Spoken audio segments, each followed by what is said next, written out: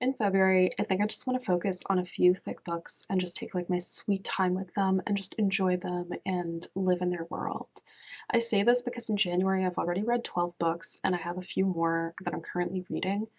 And just in general, I've maintained this pace of like over 10 books a month, which is a lot, but is sustainable if you're reading shorter books. But I have a couple of longer books I really want to delve into, and today I want to tell you about them. So a book that I already started on audiobook, largely because this has been on my radar for a little while and I'm very intrigued by it, is The Luminaries. The Luminaries is set in the mid 1800s in New Zealand during the gold rush, which is not a period of time I tell myself I don't enjoy reading about this period of time. I don't particularly care about the gold rush. But what intrigued me about the Luminaries is how literary it is and that it's constructed along astrology. And I have really enjoyed weird like tarot astrology related literary books. I'm thinking like Gene Wolfe's Peace and Olga Tokarczuk's Drive Your Plow Over the Bones of the Dead. Though I was looking at the tags for this book on Goodreads, and one of the most common tags is unfinished. A lot of people just can't get through this book, which I'm a little bit nervous about. It did win. No, it didn't win. It was nominated for Goodreads Best Historical Fiction 10 years ago. So we'll see how it goes. If you've read and finished The Luminaries, please let me know what you thought. Please let me know if it's worth it. I'm 15% in. I'm enjoying it. We'll see what happens. The next sort of bigger book that I want to hang out with is a sci-fi book. It's Snow Crash by Neal Stephenson. And I am literally only reading this because I read Kaiju Preservation Society last month, review to come, but long story short, I really enjoyed it. And this book, Snow Crash, was mentioned in that book a lot. And then when I went on Goodreads to find out more about it, find out what's going on, and I read the plot synopsis, I thought it was so funny. The main character is literally called Hero Protagonist, and I think he like delivers pizza kind of for the mob. It's unclear. He delivers pizza in the real world, but like fights crime and is like a hero in the virtual world.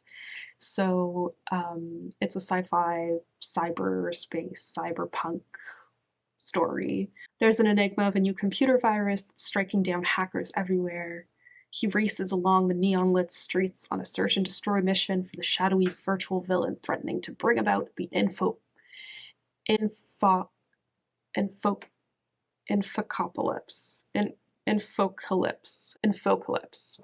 To bring about the infocalypse.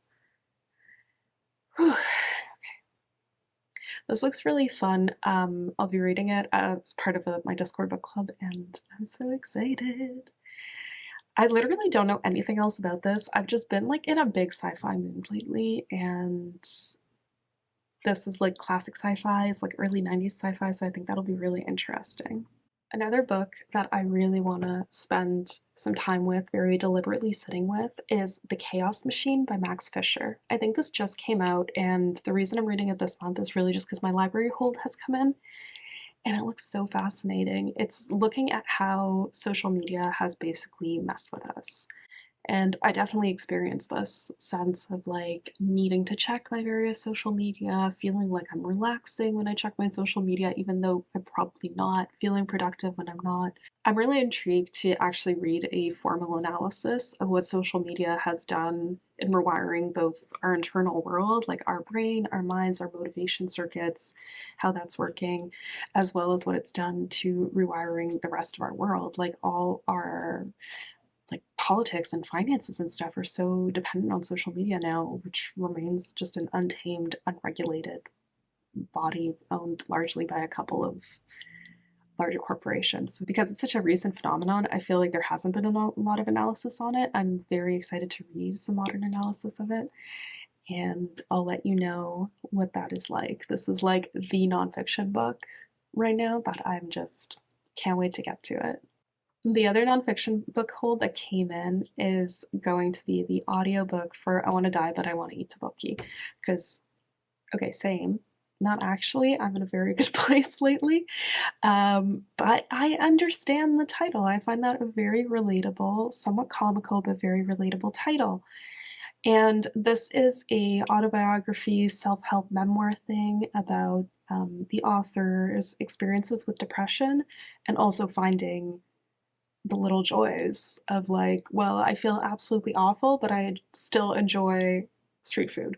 I still enjoy fried Korean rice cakes because, like, same, I still enjoy fried Korean rice cakes.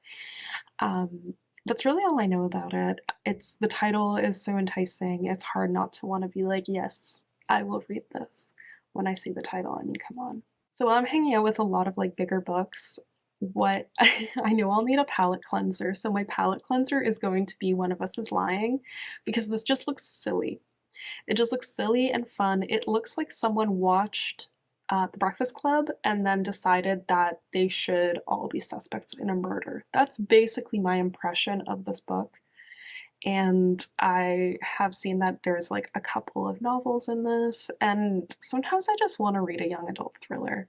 Because it's Black History Month, it was very important to me to include some Black writers on my TBR this month. And the books that I've been looking forward to the most are these two thicker books. One of them is Americanah by Chimamanda and Ngozi Adichie, which I'm very excited for and have included in a very recent TBR video that I made for all my 2023 books. I'll link it above. So I won't talk about it too much, but I'm so excited to read it. That's definitely on the February list. Similarly, Lilith's Brood by Octavia E. Buttler was also mentioned in my 2023 TBR, and that's a thick sci-fi trilogy that I am very excited for. And I just feel like all these thick books are going to keep me super occupied, and the goal for February isn't to read less, it's just to read these thick books that have been haunting me for a little bit and that I keep kind of not necessarily getting to. A bit of a shorter video today. I'm feeling pretty overwhelmed and pretty tired, notably just because of work stuff, but also like extracurricular stuff, also figuring out my future stuff, and also just because I was sick for basically a month and a half and I'm still recovering from that.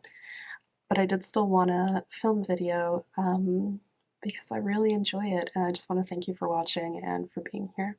I hope you read some fantastic books soon and have a great rest of your day.